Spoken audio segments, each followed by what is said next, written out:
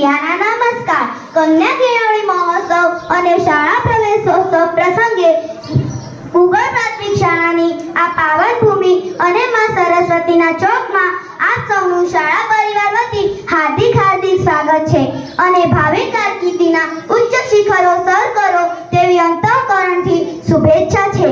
પ્રિય બંધુઓ, આદર્શ સમાજ રચનાના આપ ભાવિ નાગરિકો છો. ભાવિ સમાજ નિર્માણ માટે આપ પાયાની ઈંટ છો. આપ સૌના સહિયારા પ્રયાસ, સમજણ અને સહકારની ભાવનાથી સમાજ પ્રગતિના પંથે હરણફાળો ભરવાનો છે. વળી સમાજરૂપી પ્રાંગણની આપ મજબૂત કડી છો. આપ સૌની સમજણ, વલણ અને વિચારશૈલી સમાજને આગળ લઈ જઈ શકશે. મારી સામે બેઠેલું આજનું આ બાળપણ કાલનું યુવાધન છે. નચિકેતા અને સ્વામી વિવેકાનંદ જેવી યુવાની ધનગંતી દેશના મસ્તક પર મોર પીંછની જેમ શોભે છે. તેની બાલ્યાવસ્થાથી તેનું યોગ્ય ઘડતર થવું જરૂરી છે અને નાગરિકના સુબદ્ધ સર્વાંગીણ વિકાસનો એકમાત્ર ઉપાય છે કેળવણી. કેળવણીના પશ્ચાત આપને હું પ્રેરણા અને માર્ગદર્શનની ખૂબ જરૂર હોય છે. તે હેતુને કેન્દ્રમાં રાખીને આજે આપણે શાળામાં મહેમાનશ્રીઓ ઉપસ્થિત થયા છે.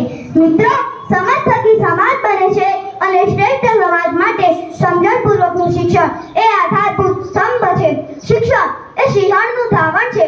ન કદી ચોરાય, ન વપરાય, ન ભાગ પડે તેવું એક ધન છે. તેને પ્રાપ્ત કરવા સખત પુરુષાર્થ કરો અને કારકિર્દીના પદ પર સદાય આગળ ધપો અને તમારા ભાવિ જીવનને શણગારો. મનુષ્ય પોતે જ પોતાનો ભાગ્ય વિધાતા હોય છે, એટલે ક્યારેય ભાગ્યના ભરોસે બેસતો નહીં. કિસ્મત રૂપી તાળાની ચાવી તમારા હાથમાં છે. સફળતા પાने वाला कोई अलग काम नहीं करता. सफलता पाने वाला कोई अलग नहीं करता, लेकिन उसका हर एक काम अलग ढंग से होता है. सखत पुरुषार्थ જ ભાગ્યના દ્વાર ખોલે છે. જો તમે મહેનતને તમારી રાણી બનાવશો તો સફળતા આપોઆપ જ તમારી દાસી બનશે. હંમેશા ટોચ પર પહોંચવાનો આગ્રહ રાખો, કારણ કે ત્યાં ભીડ ખૂબ ઓછી આવી છે. ઇતિહાસ એમનો જ બને છે જેમનો ભૂતકાળ મુસીબતોથી ઘેરાયેલો હોય છે. આપ સૌ સફળતાના સોપાનો સર કરો, ધ્યેય સિદ્ધિ માટે સંકલ્પબદ્ધ બનો અને આપના પ્રામાણિક પ્રયત્નો સમાજને નૂતન દિશા આપે એવી શુભેચ્છાઓ. ના બંધુ